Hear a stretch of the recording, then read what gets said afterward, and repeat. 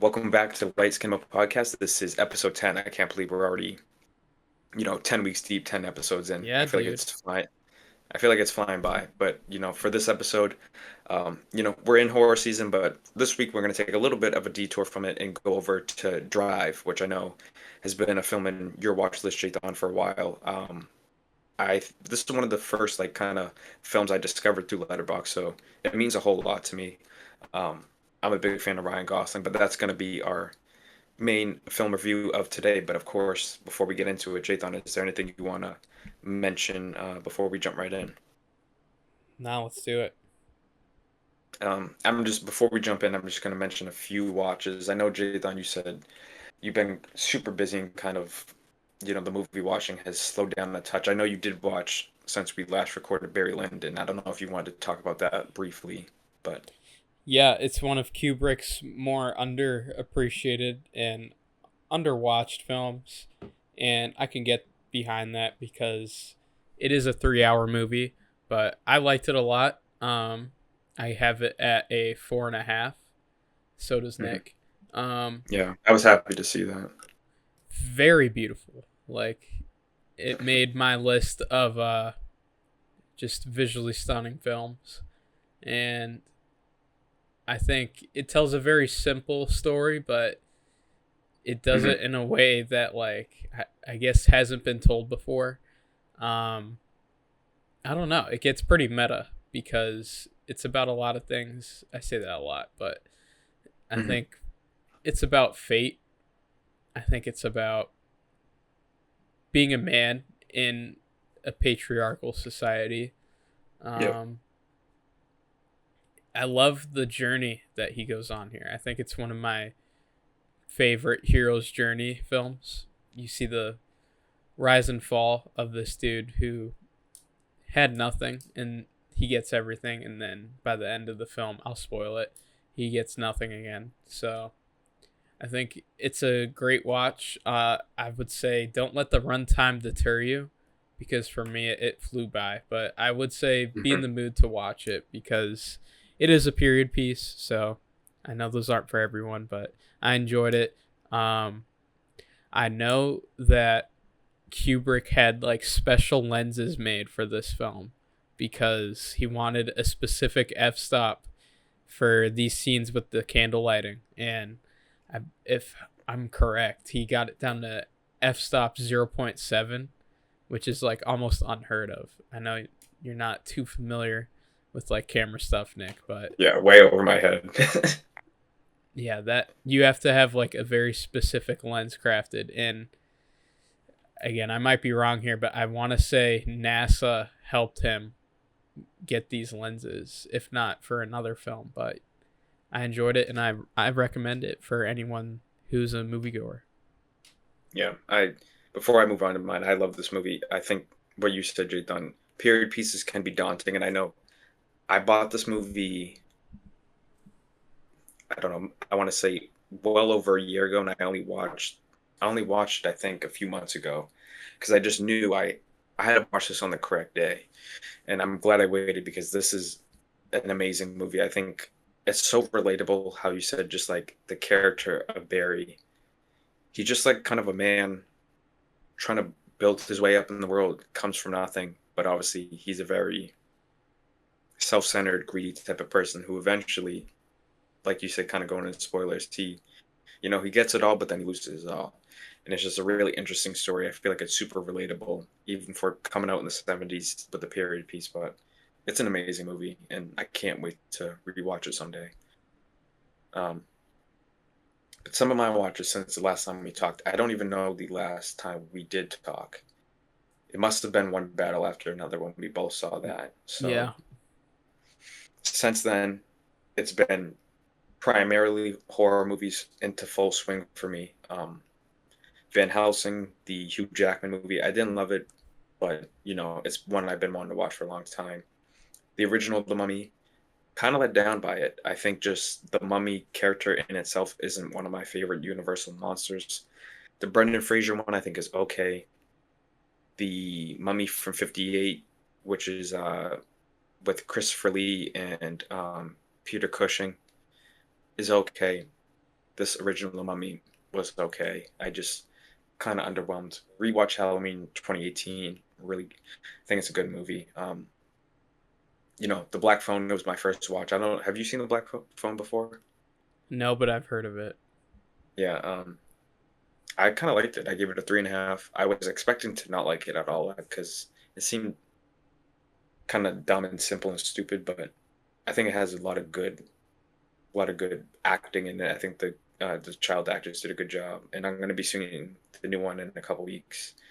Skeleton Key is kind of a combination of like Get Out meets Angel Heart. If anybody knows what Angel Heart that movie is, it's kind of a crazy, just a lot of voodoo magic, weird stuff in the movie, but it was really fun. Anemone, Daniel Day Lewis, back to acting after taking like a 8-year break. I gave it a 3.5. I still haven't written my review for it because when I do finally decide to write it, I'm gonna go like pretty in depth. It was a crazy story. It's not what I was expecting, and honestly, I would like to come back to it someday. Um, and then kind of just to end off, I've started my Friday the 13th watching. I'm about halfway done. I'm finishing the rest of them this weekend. I'll definitely have a video up on my TikTok page doing my ranking, and then just a couple things here and there. Good Boy. I know you were kind of excited for that movie. I mean, I wasn't too excited, and it's exactly the movie I thought it was going to be, which for me was a negative. But the dog did a good job. He's a cute dog, but there's not much to chew on with that movie, if I'm being honest with you. I see what you did there. Um, Yeah. I was kind Yeah. of let down by that Jason Lives rating, but I know you're not too big of a fan of these slashers that kind of go on and begin to repeat themselves a little bit. But Yeah. And it's probably my own fault for watching them back to back to back to back to kind of start to bleed into each other. But I do like slashers a lot. And I think while 2.5 might seem like a low rating, to me, it's just like that's just mediocre movies that I give 2.5s. I don't think they're horrible, but I certainly don't think they're like great movies either. I will say though, as it stands right now, my highest rated Friday the 13th is the remake from 2010. that's insane. So I don't know if anything will beat that as of right now. Um, That's yeah, like sacrilegious to anyone who grew up in the 80s. I know. I can't wait for my TikTok video because I'm sure my comments are gonna roast me and tell me I'm an idiot. But you I'll know, be there. we'll wait for when that video comes out. But yeah, just full horror swing into effect. This is like my favorite month of movie watching for stuff that's coming in theaters and like obviously the horror stuff. It's a lot of fun. But I'm good, Jthon. If you're good, we can start getting into our movie that we're reviewing today. And that movie is Drive. Drive is, well, a Drive movie. Um, it follows Ryan Gosling.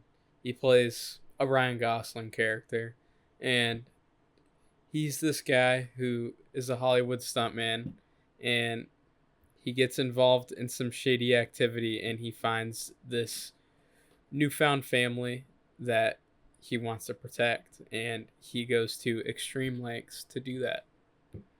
Um, Nick, I see you have it at a 4 star. I have it at a Mhm. 3.5. Um, what did this movie do for you? Yeah, so obviously you watched this for this episode in the past couple of days, or even yesterday maybe. According to my letterbox, the last time that I watched this for the first time, December of 2023, so we're coming up on 2 years. Um, I did watch like a little recap for this. I didn't have time to rewatch the movie, but I remember really loving it. This was a movie that I kind of discovered through Letterboxd. Obviously, I knew who Ryan Gosling was, but I didn't know of this movie. This movie has been memed to shit. Like this is the meme where it's like it's literally me. Like Ryan Gosling's literally me. That's where that kind of meme came from. But I will say the thing I love number one about this movie is stoic, nonverbal to very little dialogue protagonist characters. Um, Obviously, you know Jthon, I'm sure if you are watching this podcast a lot. Tenet is my favorite movie. John David Washington's character in the movie is very much like Ryan Gosling in this. Um, they don't talk a lot. There's not a lot of dialogue. They're very more, their actions speak for themselves. So to that aspect, I think the movie does a great job with that. I think the family, kind of the found family, every element of the movie with Carey Mulligan, it's really heartfelt. It's really cute. I know, like, I felt really bad for the characters, and I really was connecting to them. Um, if I do rewatch this, I don't know if it will stay at a four. I doubt it'll go any higher than a four, but I could maybe see it dipping down a little bit because I will say in the past 2 years, as much as I did like it, I didn't really find myself wanting to rewatch. Um, Oscar Isaac is in this, who I'm a big fan of. I think Jthon, you're at least familiar with him with some of the stuff I'm sure that he's been in. I like Um, him. Have you seen yeah, Inside Llewyn Davis?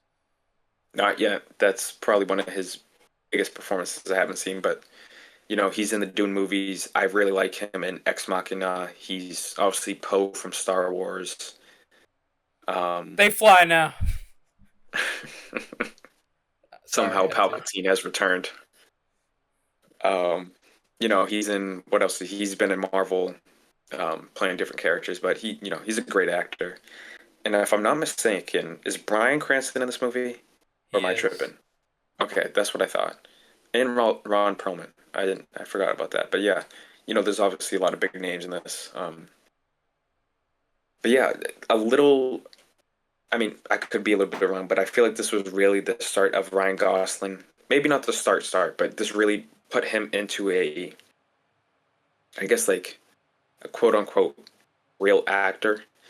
Um, I guess ranking, because up until this point, he was like probably most notably known for The Notebook, which I know I'm a big fan of The Notebook. I think it's an excellent movie, but I know a lot of people don't like that movie and they think it's like too cliche and they make fun of Ryan Gosling's character a lot in that. But once he started getting into independent films and doing like his independent run, like more lower budget, like obviously Drive, Lars and the Rail Girl, which is a phenomenal movie, um, Place Beyond the Pines, Half Nelson. Once he started Blue Valentine, even once he started doing films like that, I feel like that's when people really took him serious as a very serious actor, and I'm a big fan of him. I think unfortunately nowadays it seems like he's only going to be making films for like his kids and high paying films, which I don't blame the guy. He's getting Get that paid. back.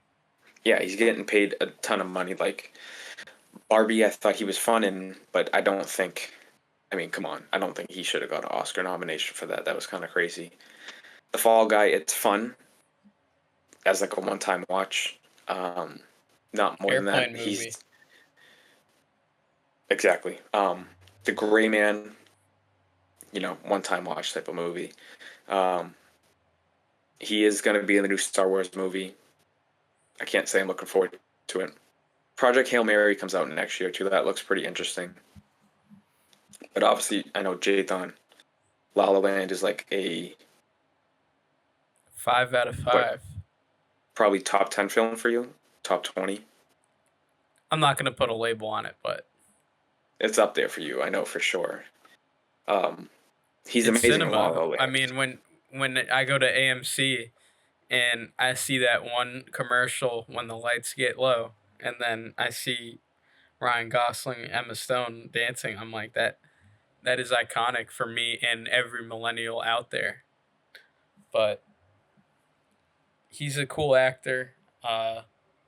Is he up there with the cream of the crop for me? Probably not, but I think he's talented and like you said, get your bag. I mean, for Yeah. those out there that watch football, like Brock Osweiler had that one great season and then he got paid like a multimillionaire. So get that Well, bag. I, if, don't comp him to Brock because Brock literally had one good season. Ryan Gosling has had multiple years of great movies. You know what I mean though? Like Kirk Cousins, Yeah, like no, no, you've been consistent, get that bag. yeah.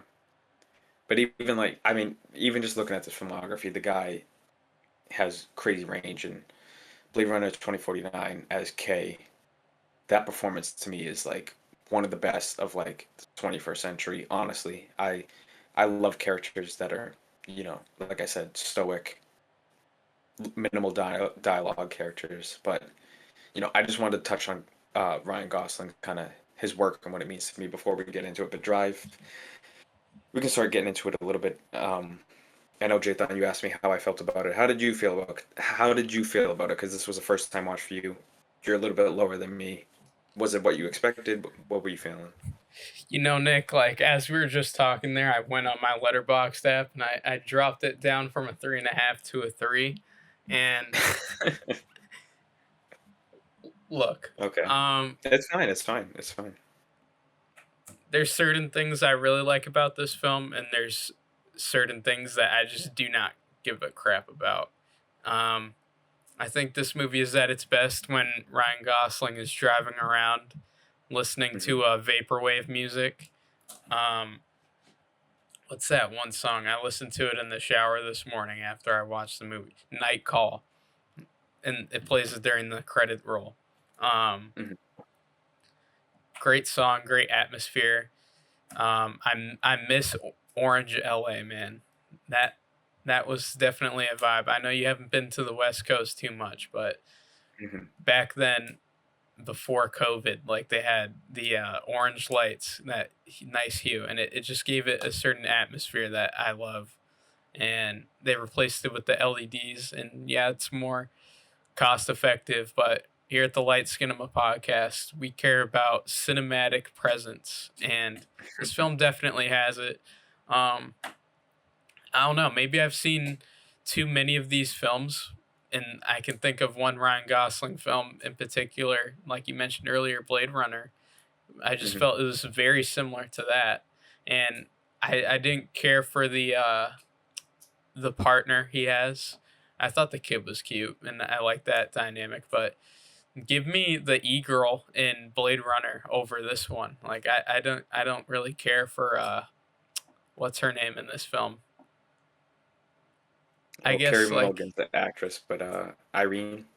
yeah, I guess the character's a little interesting and not totally stereotypical because she messes around with dangerous guys, and it's kind of hinted at subtly, but I don't know.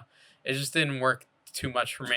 And you know what? When I turned this off, I was like, dude, I need to rewatch Baby Driver because I love that movie. And see, so not every movie's for everyone. You Yeah, probably, I don't know where you have Baby Driver at, but this is like a peck under it for me. I think Baby Driver. I probably 3 to 2.5 range. That's ridiculous. No, That is uh, ridiculous. no. But I think if I do rewatch Drive, it will probably go down. I don't think it will stay at a 4, but that's when I this was like the first 6 months of me having Letterboxd, so that might have inflated it. But I just like I said, it's been a while since I watched, but I remember watching this, and the opening sequence I think is still the best part of the movie by far. When I don't know Oh what yeah. crew he's picking up, but he's picking up the guys, and I think he isn't his rule like I'll give you guys these many minutes. I won't leave I before, don't but carry if a you guys, gun. I won't leave before. I'm just a driver, and he does what he does, and he does it well. yeah, and then obviously he gets them, but I think it takes longer than they wanted to, and they're getting chased by the cops, like helicopter overhead, and then obviously patrol cars in pursuit. But it ends off with them like going in. Is it a Clippers game? I think was it? Yeah. Yeah, they like go into a Clippers game. They go in the garage, and then they all disperse out and like put on Clippers gear and like change their clothes really quick. I thought that was like such a brilliant way to start the film. It really sets the tone for like how kind of quick and Oh, fast paced the changes can be. oh, I love the opening. I love the when he turns up the sports radio, and then all of a sudden, like, he's locked in, like he's doing his maneuvers, and Hmm. then we pan back to him in the car, and you see everyone in the back kind of surprised, and then the camera flips around again, and we see Staples Center. The radio's like synced up to the game. Everyone's leaving, and Hmm. he's like, "Oh, the crowd goes well." I thought that was pretty creative, and Yeah, then he leaves subtly by blending in with the rest of the crowd, which is what Ryan Gosling kind of does, just being this stoic kind of guy. yeah. Like costume design, this movie's iconic. His jacket, that scorpion jacket's sick. Really, really cool stuff. The gloves. And then the gloves, yeah. I think the film is like really good for the most part.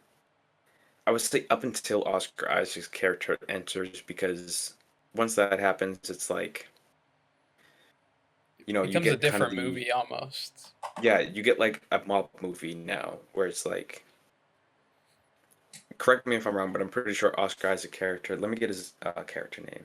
Standard. He like gets into some kind of beef or trouble with people while he was in prison. Then when he gets out, he has to like pay their debt or whatever, and obviously it doesn't go. He doesn't have the money, or like doesn't go his way, and obviously Ryan Gosling's character gets involved because he cares about Irene, who Irene has a kid with Standard. Um, so it like becomes this kind of like mess where Gosling's character, he's a good guy at the end of the day trying to help out, but honestly he probably shouldn't have been even entangled in this. But is he also, is Gosling's character also entangled with like the stunt driving character as well, if I'm not mistaken? You mean the girl that he goes on the heist with? Yes, that, but isn't he becoming a like race car driver, and isn't the guy that's like sponsoring him or like recruiting him, isn't he kind of a mob guy as well? I could be wrong. It's been a He while. was associated with them, yeah. Okay, I that's want to what I thought. say. So, you know, obviously the stuff with Irene, he could have maybe avoided that if he just decided to like dump her, like get away with her, but obviously he was like a stunt man, but then he gets recruited to be like a race car driver. But the guy that's recruiting him is kind of mixed up in the mob type of thing too. So he's kind of dragged into this whole situation. But I just think once Oscar Isaac standard character pops up, I think it's just a little too much going on. Um, and I'm sure that's probably when you kind of felt like the movie was starting to derail. Yeah. And I think, as I'm rethinking about it, like I said, my score right now is pretty high for it. It'll probably lower on a rewatch, but yeah, I just think, it started off so great, and I just think we slowly just get too many layers, too much shit going on. Um, I don't want to put words in your mouth, but I'm sure you kind of felt that as well. Yeah. I just feel like the cast was like a little too good for the script. Like, I feel like Mm. Oscar Isaac, while he's good in this, it felt like they didn't really have too much for him to chew on. Um, Brian Ca- Brian Brian Cranston, his character, like I just did not care for at all, despite him being an immense talent. Um, I like He's what they just like do. a, is he just like a producer, like a stuntman coordinator or something? He was something. I thought he was a cop, but he he takes Ryan Gosling's character under his wing. Like, it's established they have history together and they do stuff. But yeah, I just feel like the script wasn't too strong outside of that opening act. And I don't know. I think this film, I don't know too much about the production details, but it just seems to me like there's clashing visions here. I think one part of the film wants to be this atmospheric, like LA driver who does stunt work and, you know, hangs out with the broads and like is a cool guy.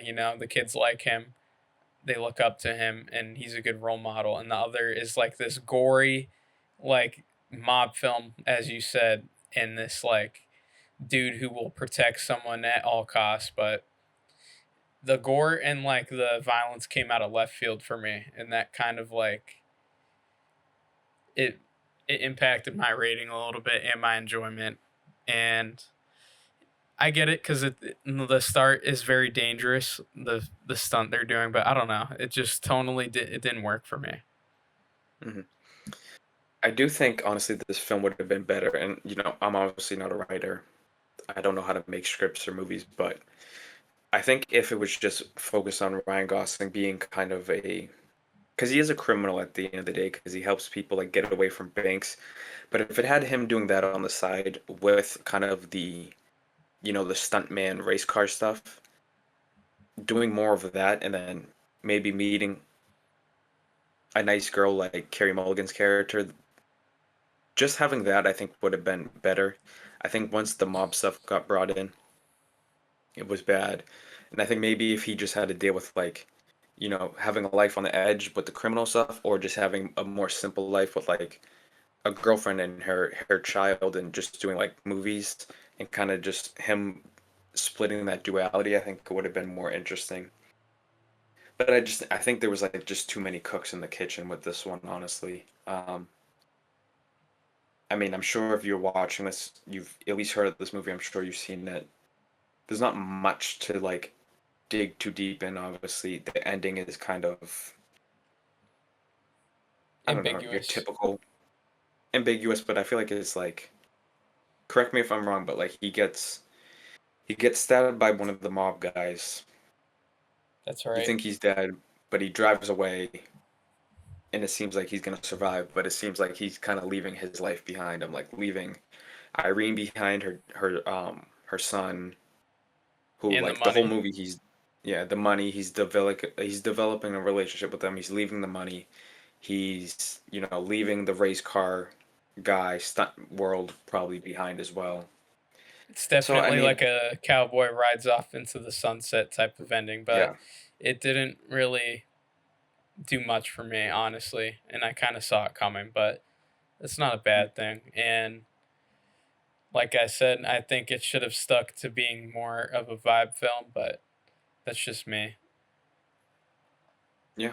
I mean, no, I completely agree. I'm definitely not gonna fight your rating, because, like I said, on rewatch, it will probably go to a 3.5. I don't see it staying at a 4. But I don't have much more to add on the film. I know that was kind of a quicker kind of film review than we're typically do. But is there anything you want to add before we kind of move on here? But I am glad you did finally watch it, and that we kind of decided to do it for the episode today.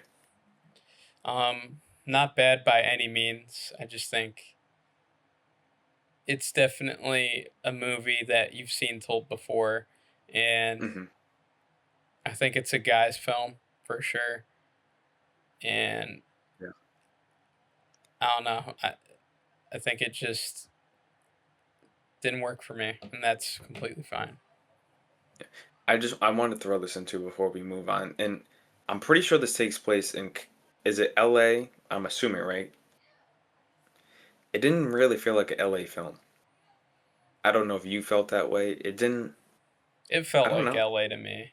Maybe there's one scene with the beach, but I guess like they kind of go into the racing stuff a lot, but I think the scenes of him driving on the highway at night, and like I definitely have driven in those areas before. So, if you've played Maybe it's just been a GTA, while. if you've played GTA and like you have the music going on the radio in your fuck, what is that car called? The I feel like a mistake, but you know what I mean. When you have the radio on and you're like listening to swimming pools or whatever, or like whatever they play on the GTA radio, like at night, you're gonna get the same type of vibe from this film. Yeah, Probably inspired by it since it came out in 2011, but probably, yeah. Yeah, I mean, maybe that's just because I haven't seen it in a while, but I feel like for LA movies,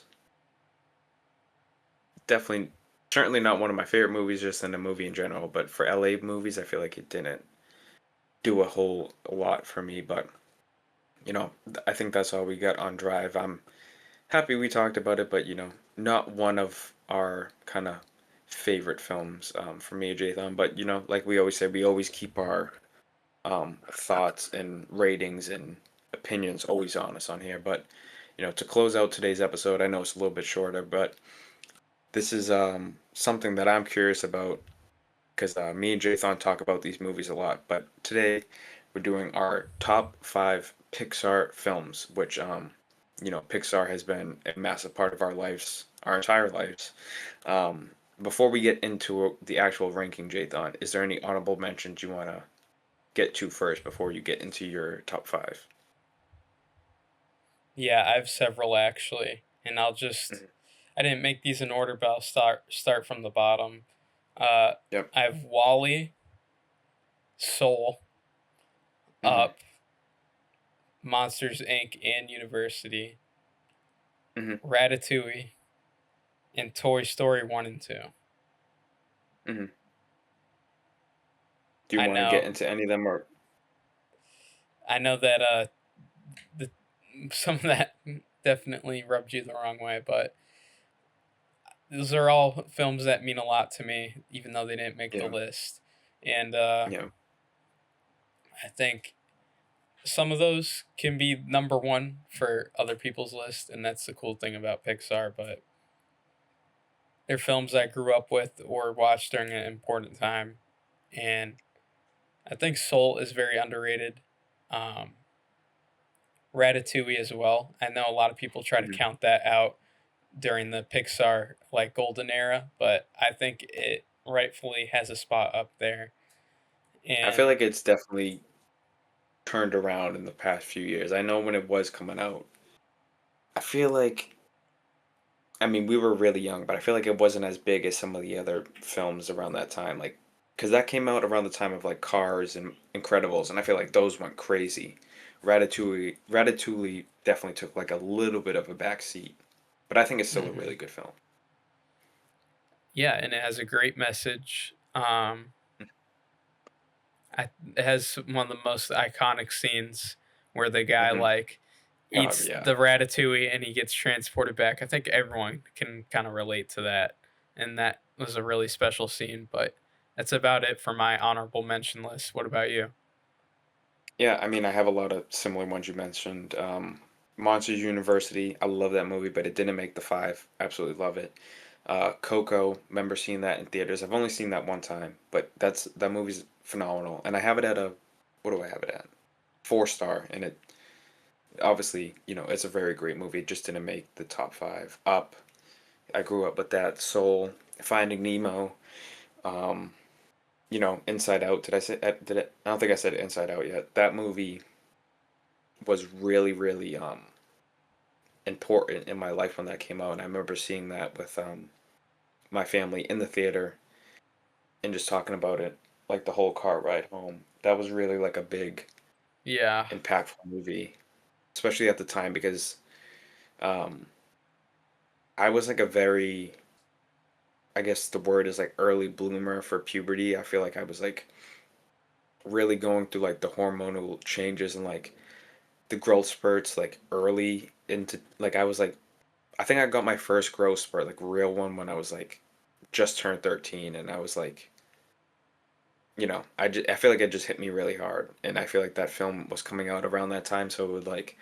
just my emotions changing and like learning what depression is, learning with like all these other emotions that like you don't really understand when you're really young, but as you start to get older as like a teenager, you start to experience. So that movie was just like couldn't have come at a more perfect time.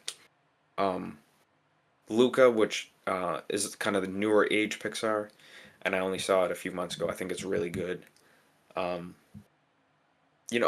all Pixar films I really have on my ranking list, I like them all to a certain degree. Some of them I revisit a lot more than others. I will say the ones that have coming out after Soul, I pretty much haven't seen, so I need to catch up. But yeah, I think that's pretty much it for what I got. I think the best way to do this, Jathan, is let's go like back and forth. If you want to start with your number five, you can. If you want me to, it's fine. But let's go back and forth till we get to number one. Yeah, let's do it. So number five for me, Jthon. I know you might be mad. I love this movie. Please don't act like I don't. But I don't love it. I do love it, but it is my number five. Is um, Cars, the original. I give it a 4.5 out of five. It will probably go to a 5 out of 5 on rewatch. It's phenomenal. I mean, this was the movie that I think this is the first movie trailer I remember. I remember the trailer dropping. I remember watching it a ton as a kid. It's one of my first memories just as a toddler. Um, I'm not a car guy, but I do like racing. I've really gotten into racing this year with F1, particularly. But this movie's electric from start to finish. It's like I feel like it's really good for kids too because it's such a movie about, getting humbled in life. And I feel like everybody to some degree has experienced that feeling. Obviously, Lightning is, you know, the most famous race car in the world, but obviously the events that take place, he ends up in the bottom of the barrel, kind of worst place on earth for a car. And, you just see his progression as a character. And obviously, great music, great animation. The the racing aspect of the movie, I feel like people don't even talk about the racing that much, but the racing's electric. It's great. That final Grand Prix they have with Chick Hit and Dynaco is like You amazing. mean Strip Weathers? Strip Weathers, yeah, I couldn't think of his name, so I just went to the company. See, No, maybe that's that's what why I it's. called it when I was a kid too. Oh So, god, oh god. but But yes, Cars is great. I'll stop yapping about it, but yeah, yeah, I'm sure we'll talk about it later. But my number yeah, I know we five, my number are. five is the first Incredibles movie, and I think it's one of the best superhero films ever made. Meme to death, of course, but for good Hmm. reason. Just very tight script. Love it to death. I mean, I could talk about this all day. Syndrome is one of my favorite Pixar villains. Uh, it has some really dark writing. Like the whole plot kicks off because Mr. Incredible saved someone who's suicidal and didn't want to be saved. But it's a Yeah, really heartwarming story about family and sacrifice and what that means to hide your true self to the rest of the world. And so many amazing characters from this world. Frozone, Pixar, if you're watching this, could we get a Frozone movie? Um, yeah, I love it. I think the sequel is okay. It's nothing crazy mhm, in my opinion, but it's a world that people are very fond of, and it came out at a time where it really solidified Pixar's run. And yeah, not much to go off of, but it's number five, and it's probably one of the best films that the studio has ever pumped out objectively. yeah. Number four for me, which actually moved from number six to four recently because I rewatched it um maybe a month or so ago now, maybe 2 months ago, is Toy Story 3. Um I watched it in theaters when it came out as a kid. I was obviously wrecked, destroyed by it. I've seen it a few more times, like no, not a few, probably like 10, 20 times throughout my childhood. But rewatching it a month or two ago, it really, really just my childhood flashed before my eyes, and it just reminded me how much I love this film and how much, you know, I don't know about you, Jathan, but when I was a kid, I very much was attached to the toys I had as well. And I remember that shift of, not really playing with toys anymore, going into video games, and then, video games led to like taking sports really serious because, I was very serious about basketball and football growing up. So I remember that shift of not playing with toys anymore and giving my toys away. And it kind of is like, I won't say it's the end of like childhood, but it definitely is a chapter that gets closed. that like you don't really go back to, and it kind of sucks. I vividly remember getting rid of all my toys. So that movie to me like depicts that perfectly, and then obviously this is the third movie. You get attached to the toys, and you know the struggles that they go through in the movie is sad as well. But I think that movie is like if I could encompass my childhood perfectly, it's that movie. So it means a whole lot to me. Number four, I have Coco, and this is a movie that like the more I watch it, the more I grow attached to it, and it's probably one of the best looking Pixar films. I know that's kind of like a weird statement to make about animation movies, especially because Pixar, the fidelity grows every movie they make, but I think it I holds think up. it's number one Yeah, I I in terms just of how it looks. this is like it came out at an era where like I wouldn't say I was skipping Pixar movies, but I was definitely watching other stuff. But this like really like shocked me how well it was. And I love what they do with the Spanish heritage here. I think they explore that world to perfection in all aspects, even in the living world and in the dead world. And it's just really beautiful and emotional because I think there are certain like elements here with the plot that like really hold like my heart, especially the end when that ending is beautiful when he sings to the like grandmother who's like super elderly. That was like Hmm. really heartwarming, and I, I love it. I've seen it in my Spanish class. The songs are great. Um, I think it definitely holds up as a top five Pixar film. I don't think it's really ranked up there when you think of like consensus picks, but I think it really definitely holds a spot up there. Yeah, I think the only thing that holds this film back is it doesn't have the iconic character. It doesn't have the Woody, Buzz, McQueen, Mike Wazowski. But in terms of quality, I think it, in some ways it kind of blows those out of the water because it's more realistic, to like real life. But yeah, it's great. I've only seen it the one time, but in theaters. But I was blown away. I can't wait to rewatch that someday. I'd probably say it's the closest thing Pixar has to like a Ghibli film. Yes, that's a great comparison. Yeah, for sure, for sure. Um, But moving on to number three for me is Monsters Inc. Besides the Toy Story, this is probably my most rewatched Pixar movie. Um, I remember watching it on VHS a ton at my grandmother's house as a kid. I still actually have that VHS in my basement. It's just great. It's super fun. It's a crazy kind of scope of a world. The whole concept of,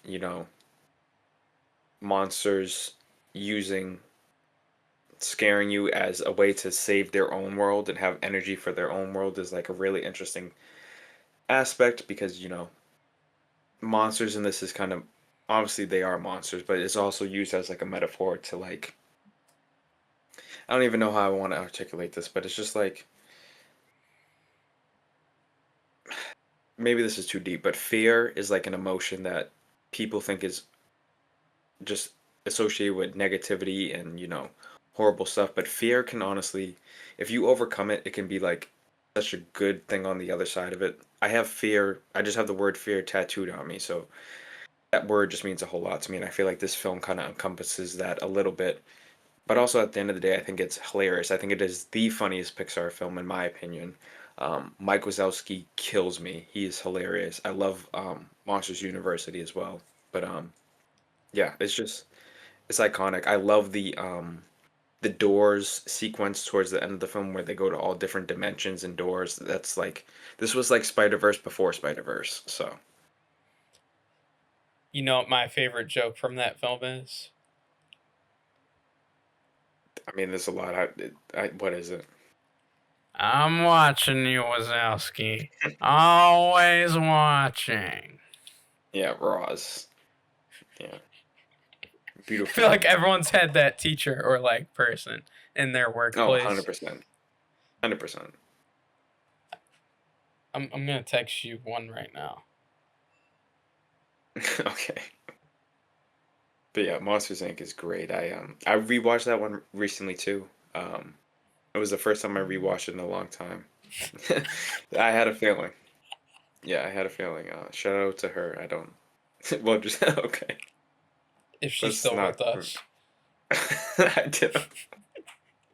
I didn't want to say it, but okay. Let's move on to number three for you. Man, these next three like are like picking through children, but The these whole next three my top 10 is like picking through children, if I'm being honest. But these next three are mandatory for my child to watch. And number three is Finding Nemo. And man, like this movie is probably the most emotional one for me on here.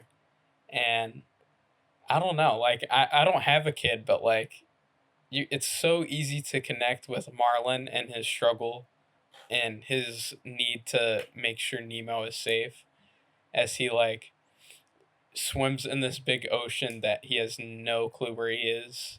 And it's so beautiful. I think it holds up today still. Like there's some really deep blue colors here that like I don't know. It's just so vivid and like mesmerizing to look at. I've probably seen this movie like upwards of 300 times on me too. I don't know if you ever had one of these, but like if you're Gen Z, you'll know what I'm talking about. Like these like portable DVD players with like the flip Hmm. up screen like that. I remember watching that on, but I love the I love Dory, even though Ellen DeGeneres isn't the most favorable celebrity out there, but she probably has one of the best philosophies out of a Pixar character, and just keep swimming is like something that I repeat to myself from time to time, and I could go on, but I love this movie to death, and Darla is probably the scariest Pixar villain. Mm. I just think it was my favorite as a kid. My parents used to always say. I think just what being like an adult now, I just don't care for like marine biology and aquatic animals and the ocean at all. So I think that's why nowadays I don't care to really revisit it. Plus, I've seen it a million times. But I, if you had this at number one, I wouldn't like bat an eye because I know how iconic this film was, and there's a lot of great. Willem Dafoe as what's the character's name? Gil, is that just his name? Isn't he like the fish with like the The yellow black and white fin? fish. Yeah, Yeah. with the scar that's in the dentist's office. His voice acting in it is phenomenal. Um, Bruce, the shark, scared me as a kid. Still scared of him. That smile is menacing. But Crush, obviously, he's like one of the most iconic I Pixar love characters that ever. dude. Yeah. Yeah. I mean, it's a great movie. I can't bash it at all. It's amazing. Number two for me, and this is like it's sickening for me to put this at two because it's really like a 1A, 1B situation. But being 21 going on 22 years old, there's a film I watch a little bit more than this one, but I still love it. I have Toy Story 2. Um, I would say probably outside of Finding Nemo, this is my most watched Pixar movie. I watch this on VHS all the time, day after day after day after day after day. Watch Toy Story 2. I think it is so good. Um, I like how in this one, instead of Woody trying to save Buzz, Buzz is trying to save Woody. You introduce Jesse, Bullseye. You get the Al's Toy Barn, which is awesome. You just get all these. It's like a heist movie, kind of in a way, with the toys. And the airport scene, I don't know about you. I've always loved airports. I've always loved airplanes. So I love that whole sequence, the baggage where they go under the baggage claim area. That scene is iconic. You get when Woody gets repaired by that old man. That's a really cool scene as well. I think the animation from the first Toy Story to this Toy Story really stepped up. Because correct me if I'm wrong, I think Toy Story 1 is the first Pixar film. Pretty sure it is.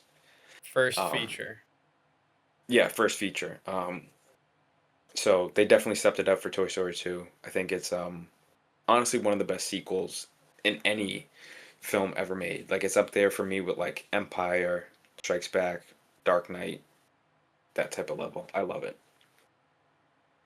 You know, that's a perfect segue into my number two film, which is Toy Story 3. And Tarantino said it, it's the best trilogy ever. And we've taught, it's kind of a meme on this channel, but they ruined it with Toy Story 4, man. But uh, I Don't love get me this started. film. It's probably one of the first film trailers that I can remember watching and being excited for, because I think I had just finished watching 1 and 2, and then that trailer for 3 came out, and I just love what they do with the characters here. I mean, the the opening catalyst to get into the story is perfect. I mean, Andy going to college, he's growing up, and there was such a big gap between 2 and 3 Hmm. that it felt like the audience was growing up with it too. And if you weren't around to watch those movies at the time, I'm sure you'll feel a different way about it. But I think 3 is a perfect ending to a perfect trilogy. Lotso is a very intimidating villain, and I think Woody is like peak here, even though he doesn't like interact too much with the cast until probably the end of the film because they're off doing different things. But I He just isn't think honestly, he isn't that separated from them for that long. I know it might seem like it, but on rewatch, I was surprised. He's not away from them for too long, but I get what you're saying. yeah, it's just I'll say it as it is. It's a perfect movie. Yeah. And then number one for me, the film that I loved as a kid, but I love it even more now, and I rewatch it constantly, is The Incredibles. I think just in terms of superhero movies, this would make my top five for superhero movies, which is like another topic for debate one day. We can get into our superhero rankings, but it's just so perfect. I think the reason why I like Fantastic Four that came out this year is because it has a lot of similar elements. How it has that, it opens with that like 60s aesthetic and all that type of stuff. I think the interviews that they do in The Incredibles is great. I think they show off everybody's powers great. Once they become a family, with the kids getting their powers and discovering that their powers aren't like a curse, that they are a good thing, and that you know and how the incredible family, just they kind of bring superheroes back to life at the end. You get great side characters like Frozone, obviously. You get great villains, Syndrome, um, the Molinator guy. I think he's really fun. Edna Mode, who is like, to me, the one of the funniest characters ever created. And I just think they nailed every aspect of this movie. I think I like the animation of this one more than kind of the new Disney Pixar animation of the sequel. Like I don't like the animation of the new one. I don't like It how they definitely look. It's has just its own style, and I think it really benefited from it, despite it being a yeah, little more dated. just older Pixar, like 2000s Pixar animation to me is like peak. I don't think they won't go back to that style, but that style to me is the best they've ever done. I didn't watch this movie in theaters as a kid, but I remember I got it for Christmas with my brother, maybe like a year after it came out, when it came out on DVD. I think I still have that DVD actually. We used to watch that thing forever. A couple years ago, I got to see it in theaters on a re-release. That was awesome. I couldn't believe like seeing it in theaters finally on the big screen. It's just, I love the movie. Our good friend Bob T, if he's watching, he reminds me of Mr. Incredible so much. I don't know why, but I always said he should dress up as Mr. Incredible one day.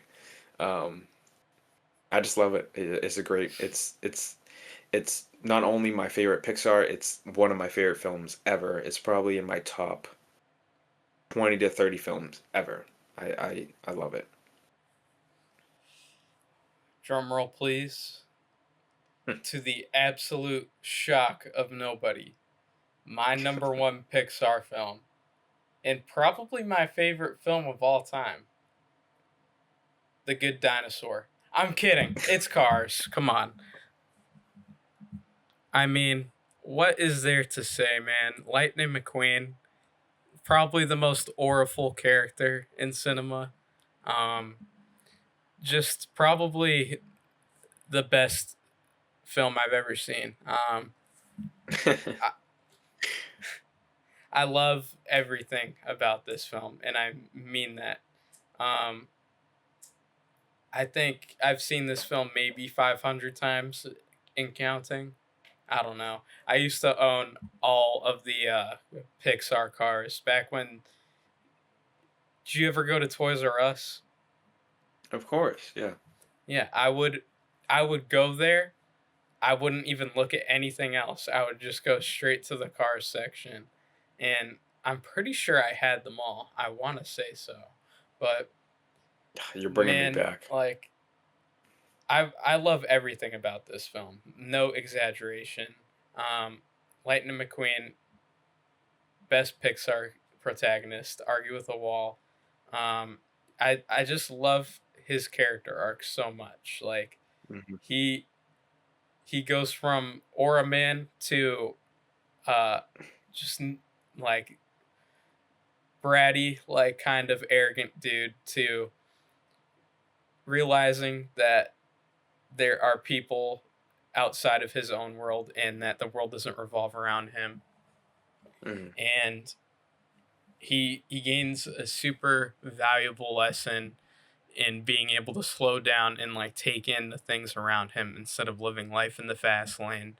And you get an amazing cast of characters. Everyone loves Mater. um, Paul Newman is a great mentor figure in this character as Doc Hudson. um, I love the memes about this film, all the edits. I never skip a single one on TikTok.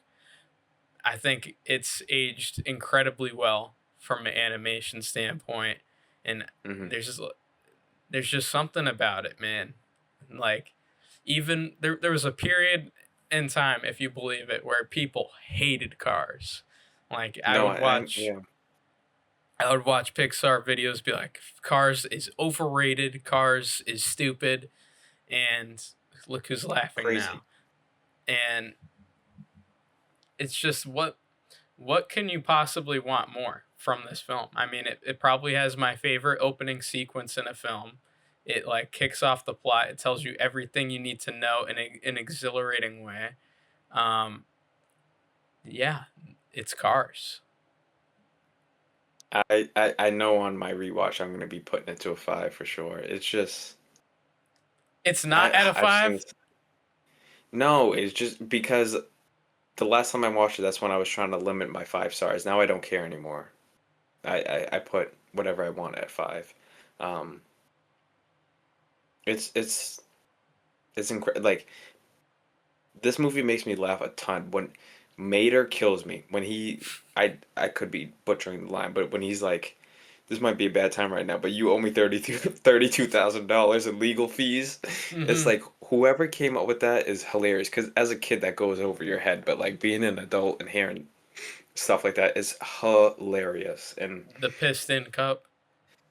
Yeah, he do what in his cup? It's just like, dude, Even like if it's you have a heart of stone, like you can't tell me that you didn't fucking laugh at that when you heard that. yeah. And Doc is like such a great mentor, and it's just it all comes together on that final Piston Cup race.